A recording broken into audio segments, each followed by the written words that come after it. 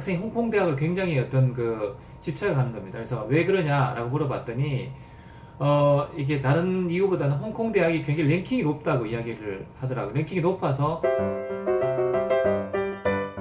아니다. 어?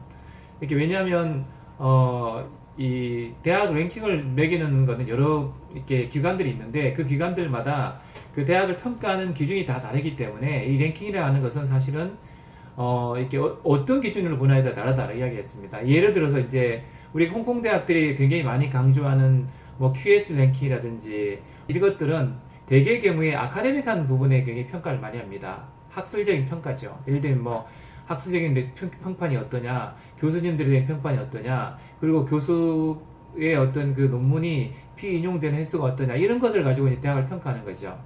근데 이제 미국 대학을 평가하는 기준, 미국의 어떤 기관들은 이 평가 기준이 좀 많이 다릅니다. 예를 들면 뭐 경제잡지인 포브스 같은 경우는 전혀 다르죠. 예를 들면 졸업생들이 연봉의 평균이 얼마나 되냐, 그리고 졸업생들이 빚이 얼마가 있느냐, 그리고 또 이 학교 같은 경우에 성공한 사람들이 얼마나 되냐, 이런 걸 가지고 대학을 평가하는 거죠. 이 완전히 평가하는 기준이 있게 다른데 이 기준을 갖고 대학을 가지고 일반적으로 평가하는 거는 사실은 좀 맞지 않다는 거죠. 예를 들면 일본 대학 같은 경우는 세계 랭킹에 보면 도쿄대나 어떤 교토 대학 빼고는 사실은 굉장히 하위권에 있습니다. 그렇지만 정말 일본 대학이 그 하위권이냐? 저는 그렇게 생각하지 않거든요. 일본 대학은 충분히 어떤 좋은 어떤 논문들 발표하고 세계적으로 인정을 받고 있을 뿐만 아니라 어떤 그 졸업생들의 어떤 취업률은 뭐 이렇게 다른 나라와 비교가 안 될 정도로 좋습니다.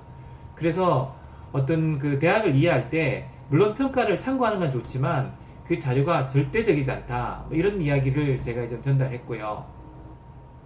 다음번에는 이렇게 대학의 어떤 평가 기준에 대해서 좀 이야기를 해보려고 하는데요. 간단하게 오늘 평가 기준을 이야기했지만 그 평가 기준에 의해서 대학들이 얼마나 어떤 그 순위가 바뀔 수 있는지를 한번 제가 자료로 한번 쭉 한번 조사를 해보도록 하겠습니다.